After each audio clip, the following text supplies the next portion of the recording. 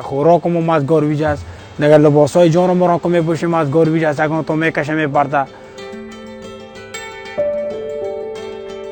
در افغانستان جنگ است، داعش است، طالب است، از هر طرف یک جنجال است. قاچاقبر برای ما اینمی وعده را داد، برای ما باغ‌های سرخ سبز نشان داد که والا شما را تو ترکیه میبرم سر کار میکنم. یک هفته ما در بغل گارویج ها خواه کردیم. در بغل گارویج خواه کردیم و بالاخره یک مسلمان پیدا شد، ما را گرفت آورد اینجا. که یک 20 روپیه سیری با کار میکنن.